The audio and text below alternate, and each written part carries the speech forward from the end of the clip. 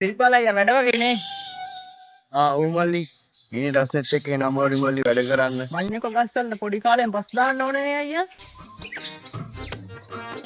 ඔව් මල්ලි.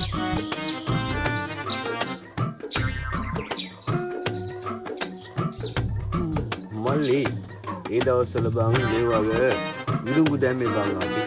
ඉතින් ඇයි දැන් අයියා මේක බඩේරම දාන්න නැත්තේ? වැඩක් නෑ මල්ලි. විරුම් පැකට් එකක්ම රුපියල් 20000යි. ඒකට පෝර වීටි 6ක් ගත්තම ඒකත් 60000ක් වෙනවනේ මල්ලි. එතකොට එතනම 80000ක්. කොයින්ද බං එච්චර සල්ලි ගොවිතැන් කරන අපට? ඒ වගේද මල්ලි. ට්‍රැක්ටර් දාලා මෙව හාන්න ගියාම ඒකටත් ලොකු ගාණක් යනවා. ලාභයක් නෑ නේ අයියා එතකොට.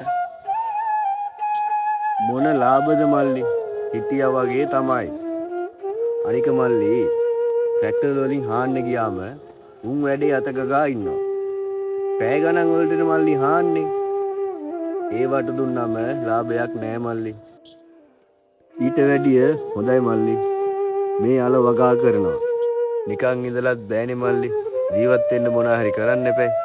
ඇත්ත කතාව අයියා.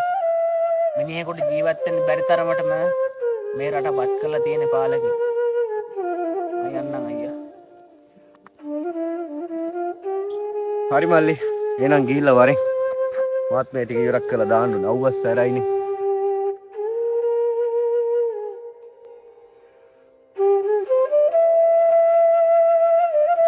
ජීවිතය කියන්නේ එක් පාර්ශවයකට මිහිරි වුවත් තවත් පාර්ශවයකට අමිහිරි වූවකි.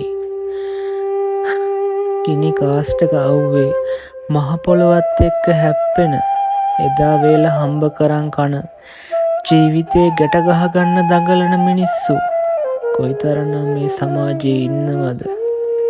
අත්වල කරකට එනකල් මහ පොළොවත් එක්ක ඔට්ටු වෙන දවසට එක වේලක් හරි කාලා ජීවත් වෙන මිනිස්සුන්ට ජීවිතේ කවදා හරි දවසක උතුරන්න හරියන්න ඕනේ.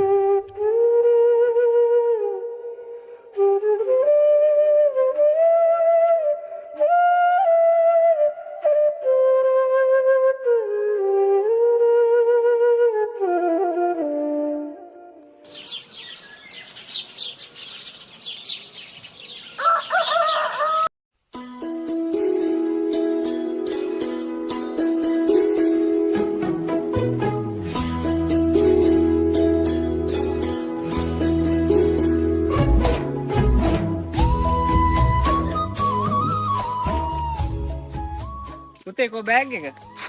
බෑග් එකක් ගන්න තාත්තලා සල්ලි නැතුව මාමේ.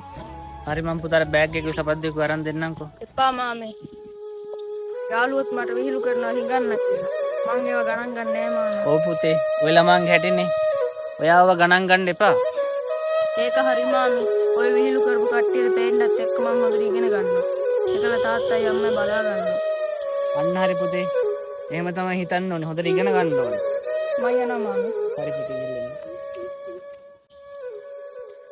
මොණ්ඩ ගොහුරක පිපුණත් ඉල්මාන එල්මල හරිම ලස්සනයි පුතේ. ඒ වගේ මේ දුෂ්කර කටුක ජීවිතෙන් මිදී හැකි එකම මඟ හොඳට ඉගෙන ගන්න එක. ඔබට පුළුවන් පුතේ ජීවිතේ දිනන්න. දිනපන් දවසක ජීවිතේ. ඒකල ඔබේ අම්මව තාත්තව බලාගනින්. ජීවිතේ කටුක දුෂ්කරත්වයේ මැදින් ජීවිතේ දිනන්න දඟලන මිනිස්සු මේ ලංකාවේ කොයිතරම්නම් ඉන්නවද? එක් ජන කණ්ඩායමක් දුප්පත් වෙන්නත් අනෙක් ජන කණ්ඩායම පෝසත් වෙන්නත් හේතුව මොකද්ද? ලංකාවට රජයක් කියලා තියෙනවා. ඉතින් ඇයි බැරි ඒ රජයට දුප්පත් මිනිස්සුන්ගේ හීන ලස්සනට පාට කරන්න?